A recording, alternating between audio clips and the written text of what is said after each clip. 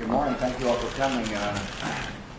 Just had a breakfast with Vice President Cheney, who, as you all know, has returned from a lengthy and successful trip to the Middle East. First trip I asked him to go on. He sent to the region because this is an incredibly important part of the world, and it's a turbulent part of the world. And the Vice President took a lot of messages on behalf of our administration and made some really good progress. I'm really proud of how he handled himself and how he delivered the message. As a result of his trip and as a result of working with General Zinni, there is some progress being made in the Middle East, and I want to thank the Vice President for being very firm and deliberate in convincing both parties that the Tenet plan and ultimately the Mitchell plan is the way to achieve what we all want in the world, which is a peaceful resolution to this long-standing conflict. But Mr. Vice President, welcome back. Thanks. You did a great job. Well, thank you, Mr. President. It was a good trip, and as you say, there are a lot of issues on the agenda right now that are important in that part of the world. I talked extensively with our friends about the ongoing campaign in Afghanistan and the war against terror that affects all of us and everybody in the region. Spent a lot of time on the Israeli peace problems and proposition, the conflict between the Israelis and the Palestinians, obviously. A lot of time on the Iraqi situation, Saddam Hussein's development of weapons of mass destruction. But I found at virtually every stop that the United States has great friends and allies in that part of the world. I also had the opportunity to visit with a number of our military personnel who are conducting active operations or supporting those operations in Afghanistan and the region. So all in all, it was a great trip. I'm ready to go back when you send me. Questions?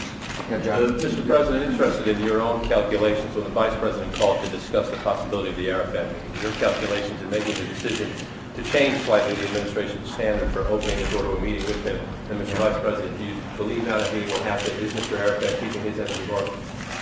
Well, first of all, I've always been one that trusts the judgment of people I send on a mission. And the Vice President called me and with General Zinni by his side and said there's a chance that we can get into the Tenet security agreement. And if that were to happen, in my judgment, I think it would be best if I would then go see Mr. Arafat. And I trust the Vice President's judgment. He's a man of enormous experience. He's got a good feel for things. And we both trust General Zinni. And so the definition of whether or not he is going to see Mr. Arafat depends upon the feel for our negotiator, General Zinni. But I think it was the right thing to do, obviously. We set some strong conditions. And we expect Mr. Arafat to meet those conditions. I frankly have been disappointed in his performance. I'm hopeful, however, that he listens to what the Vice President told him and said that in order for us to have influence in terms of achieving any kind of peaceful resolution, he, Mr. Arafat, must do everything in his power to stop the violence. Well, as we've said before, John, the key here will be General Zinni. And he'll make his judgment based on whether or not Arafat is in fact implementing Tenet, not just promising to implement, but implementing Tenet. If he's doing that, if he's living up to those requirements, and General Zinni signs off on it, then I'm prepared to go back almost immediately for a meeting. But it'll depend on whether or not Arafat's is complying. Mr. Vice President, on Iraq, the other main item on your agenda, you said we have a lot of allies out there, but I haven't noticed any of the Arab states, maybe they say them privately, but they're not publicly, you're going to told them, supporting strong action against Iraq. They seem to want diplomacy to be given a chance on arms efforts, sanctions, changes, etc. What kind of response did you get? Well, I think, I guess the way I would characterize it is that they are uniformly concerned about the situation in Iraq. In particular about Saddam Hussein's failure to live up to the UN Security Council resolutions, especially number 687, that he pledged to at the end of the war, that said he'd get rid of all of his weapons of mass destruction. And they are as concerned as we are when they see the work that he has done to develop chemical and biological weapons, his pursuit of nuclear weapons, the past history that we all know about in terms of his having used chemicals. And if you haven't seen it, there's a devastating piece in this week's New Yorker magazine on the 1988 use by Saddam Hussein of chemical weapons against the Kurds. But the article is accurate, and I've asked for verification if we can find it. He ran a campaign against the Kurds for 17 months and bombed literally 200 villages and killed thousands and thousands of Iraqis with chemical weapons. That's not the kind of man we want to see develop even more deadly capacity, for example, nuclear weapons. And my experience is that our friends in the region are just as concerned about those developments as we are.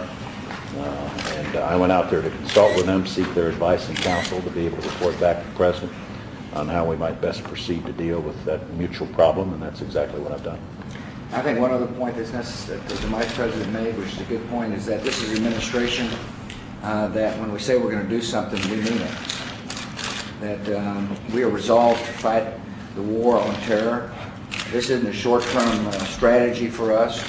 That we understand history has called us in action, and we're not going to miss this opportunity to make the world more peaceful and more free. And the Vice President delivered that message. I was grateful that he was able to do so. It's very important for these leaders to understand the nature of this administration. So there's no doubt in their mind that when we speak, we mean what we say. We're not posturing, that we're, we don't take a bunch of polls and focus groups to tell us what we ought to do in the world. I mean, when we say we want to defend freedom, we mean it. And the Vice President did a fine job of delivering that message. Part of any foreign policy, good foreign policy, is to consult with our friends and allies. We've told our friends and allies we'll do so on all kinds of issues. And the Vice President did that in a really good way. Patsy. I'm because of different part of the world. Yeah. A car bomb exploded in Lima last night, killing 9 people. Are you Yeah. concerned about your safety? No, I'm still going. I'm sure President Toledo will do everything he can to make the Lima safe for our trip. Two-bit terrorists aren't going to prevent me from doing what we need to do, and that is to promote our friendship in the hemisphere. Our neighborhood is important to us. Peru is an important country. President Toledo has been a reformist, obviously worked within the democratic system, and you bet I'm going. Thank you.